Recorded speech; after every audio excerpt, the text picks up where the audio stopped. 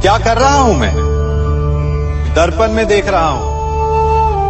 आप लोग भी प्रतिदिन देखते होंगे, परंतु प्रतिदिन अपना मुख देखने के बाद भी उस पर लिखी एक बड़ी सीख देखना भूल जाते हैं। अब आप कहेंगे कैसी सीख?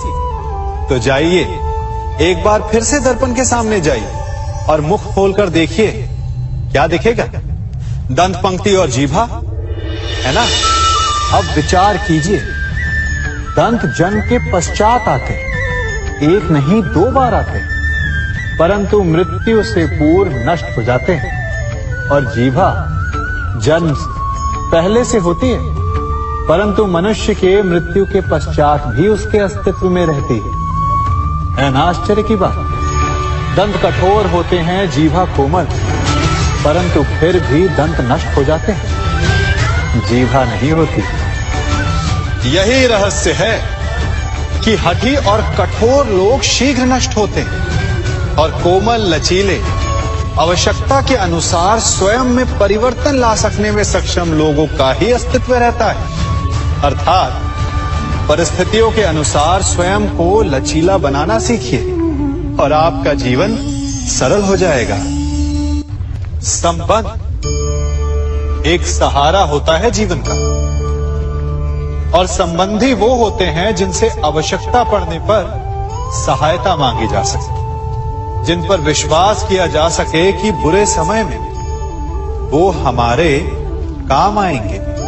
कभी ऐसा भी हुआ होगा कि आपके पास कोई सहायता मांगने आया, या ऐसा भी हो सकता है कि आप किसी के पास सहायता मांगने गए हों। परंतु प्रश्न ये उठता है कि क्या केवल किसी के मंतव्य में उसकी सहायता इसीलिए कर देनी चाहिए क्योंकि वो आपका संबंधी है? अब आप कहेंगे कि ये कैसा प्रश्न हुआ? तनिक सोचिए, एक अस्त्र बनाने वाला जब अस्त्र बनाता है तो ये अस्त्र किसको देना है उसका अधिकार उसी के पास होता है। वो चाहे तो ये अस्त्र किसी को भी दे सकता है, वो एक सैनिक को भी दे सकता है या एक डाकू को भी, और यही अस्त्र 2 भिन्न कार्य कर सकती है। यदि डाकू के हाथों में आ गई तो उसका भय दिखाकर वो लोगों को लूटेगा, निरपराधों का रक्त बहाएगा। सहायता करने वाले की भी अवस्था ऐसी ही होती है। इसलिए किसी की सहायता करने से पूर्व ये विचार कर लेना आवश्यक है कि किसे क्या, कब और कितनी सहायता देनी चाहिए कि उसका दुरुपयोग ना हो। यदि आपकी सहायता से कोई अधर्म हुआ तो उसके उत्तरदायी आप ही होंगे।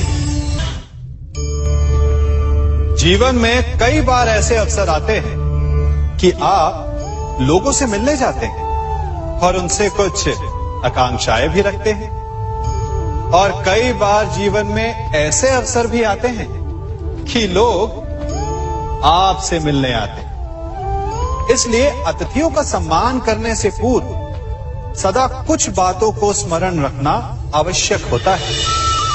यदि कोई आपके पास मिलने आता है तो उसके 3 कारण हो सकते हैं। पहला कारण होता है भाव, दूसरा अभाव और तीसरा प्रभाव। तो जैसा अतिथि उसको वैसा ही सम्मान दे। यदि आपके पास कोई भाव से आए तो उसे केवल आपका प्रेम चाहिए, आपका सानिध्य चाहिए, और यदि कोई अभाव में आया तो उसकी उतनी सहायता अवश्य करें जितना आप करने में सक्षम हो, परंतु इतनी अधिक भी ना करें कि वो उस सहायता का दुरुपयोग कर बैठे। और यदि कोई प्रभाव में आया तो स्वयं पर अभिमान ना करें, क्योंकि कभी ना कभी जीवन में आप भी भाव, अभाव और प्रभाव के चक्रव्यूह में फंस सकते हैं।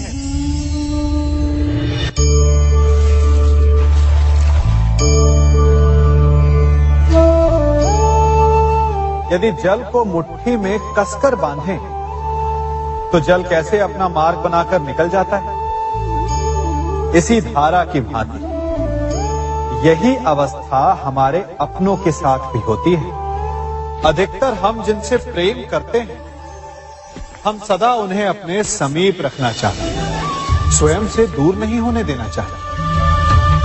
चिंता करते हैं, भय खाते हैं कि कहीं उनके साथ या उनसे कुछ बुरा घटित ना हो जाए, और ऐसे में हमारे अपने ही हमसे दूर हो जाते हैं, ठीक मुट्ठी में बंधे जल की भांति। इसलिए जिनसे आप प्रेम करते हैं, उन्हें स्वतंत्र कर दीजिए, उनकी सोच को स्वतंत्र बनने दीजिए, उन्हें अपने मार्ग स्वयं ढूंढने दीजिए, क्योंकि आप सदा उनके साथ उन्हें मार्ग दिखाने के लिए नहीं रहने वाले। इसलिए अपनों के साथ अवश्य रहें, परंतु उन्हें बांधे नहीं। जन्म के पश्चात बालक जब पहली बार अपने नेत्र खोलता है, तो उसका मन उत्सुकता से भरा होता है कि ये संसार क्या है, उसे क्या दिख रहा है। ये उसके जीवन का नया आरंभ होता है। परंतु जैसे हम धीरे धीरे बड़े होने लगते हैं, अनुभव अर्जित करते हैं, हमारे मन की उत्सुकता, हमारे जीवन का चाव होने लगता है। तनिक सोचिए, जब हम सुबह सोकर जगते हैं, अपनी आंखें खोलते हैं, तो उसे ही हम अपने जीवन का प्रारंभ समझ ले, तो सुबह से लेकर संध्या तक के समय को ही अपने जीवन जीने का समय समझ ले, तो कितनी स्फूर्ति आ जाएगी। आप कितने काम कर पाएंगे, आप कितने लक्ष्य अर्जित कर पाएंगे। पलों से मिलकर घड़ी बनती, घड़ी से मिलकर प्रहर, प्रहर से मिलकर दिन बनते हैं, और दिनों से माह और वर्ष। यदि आप अपना हर पल, हर प्रहर विश्वास से, हर दिन उत्साह से जिए, तो आपका संपूर्ण जीवन सार्थक हो सकता है। मनुष्य अपना जीवन विश्वास पर जीता है, परंतु विश्वास किसका? तनिक सोचिए, किस पर विश्वास है आपको? महापुरुषों की कही बातों पर, ग्रंथों में लिखे ज्ञान पर, माता पिता की सीख पर, या मित्रों के दिए गए निर्देशों पर, या फिर मेरी कही बातों पर? ये सब विश्वास अपूर्ण है जब तक आपको स्वयं पर विश्वास ना हो। यदि विश्वास करना है तो पहले अविश्वास करने के विज्ञान को भी सीखना चाहिए। आप किसी की बातों पर विश्वास न करें, आप अपने मन से पूछें, अपनी अंतर आत्मा से प्रश्न करें, और जो उत्तर मिलेगा वही सबसे उचित होगा। जब आप अपने मन, अपनी अंतरात्मा पर विश्वास करना सीख जाएंगे, तो नीति ज्ञान सब आपके भीतर से स्वतः उमड़ेगा। और यदि आप स्वयं पर ही विश्वास ना कर पाए, तो धर्म ग्रंथों में लिखे श्लोक, महापुरुषों की वाणी, माता पिता की सीख या मित्रों का निर्देश कोई भी लाभ नहीं दे पाएगा। एक पिता होने के नाते आप अपनी संतान के लिए क्या करते हैं? उसके लिए बहुत सारी सुविधाएं जुटाते, बहुत सारा धन कमाते हैं, है ना? और क्या आपको ऐसा लगता है कि यही उचित है आपकी संतान के लिए? इस पंछी को देख रहे हैं, ये भी संतान को जन्म देता है, उन्हें पालता है, पोसता है, उड़ना सिखाता है, और भोजन का प्रबंध भी करना सिखाता है। परंतु उनके बड़े हो जाने के बाद उनके लिए अलग से घोंसला नहीं बनाता। क्यों? क्योंकि यदि इसने संतान को सब कुछ करके दे दिया, तो संतान क्या करेगी? वो अपनी संतान को तब तक भोजन कराता है जब तक उसकी संतान स्वयं भोजन का प्रबंध करने में सक्षम नहीं हो जाती। और उसका लाभ यह मिलता है कि उसी की भांति उसकी संतान आत्मनिर्भर बनती है। इसलिए अपनी संतान को उतनी ही सुविधाएं दें जितनी आवश्यक है। मोह को त्यागें। आपका उनसे मोह उन्हें कभी आत्मनिर्भर नहीं बनने देगा। अपनी संतान को कर्म करना सिखाइए। यदि आपकी संतान कर्म करना सीख गई तो वो धन स्वयं कमा लेगी। और यदि वो आलसी अकर्मण्य बन बैठे तो आपके संचित धन का भी नाश कर देगी। संसार में सबसे बड़ा संबंध कौन सा है? अब आप पूछेंगे कि यह कैसा प्रश्न हुआ? इसका उत्तर तो बड़ा सरल है, यही ना? परंतु इस प्रश्न के भी कई उत्तर हैं।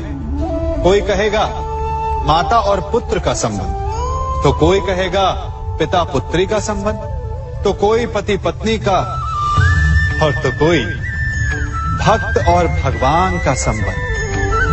परंतु तनिक गहराई से देखेंगे तो पाएंगे कि ये सारे संबंध या तो जन्म से जुड़े होते हैं, या समाज में बना दिए जाते हैं, या फिर किसी आकांक्षा के चलते बनते हैं। तो सबसे बड़ा संबंध कौन सा होता है? उलझ गए ना? सबसे बड़ा संबंध होता है मित्रता का, क्योंकि मित्र हम स्वयं चुनते हैं, जिसमें ना कोई आकांक्षा होती है, ना ही कोई स्वार्थ छिपा होता है। यदि कुछ होता है तो केवल साथ का आनंद। अपने बीते दिनों को स्मरण कीजिए। जब आप घर से बाहर निकलते होंगे तो सबसे पहले किसका स्मरण होता था? मित्र का।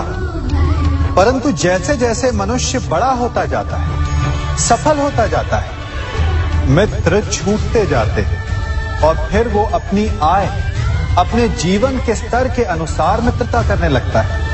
उसके मन में ये विचार आ जाता है कि मित्रता बराबरी वालों से ही होनी चाहिए। यही सोच अनुचित है, क्योंकि मित्रता बराबर वालों से नहीं होती। मित्रता हमें बराबर करती है। इसलिए नए मित्र अवश्य बनाएं, परंतु अपने पुराने मित्रों को भूलिएगा मत।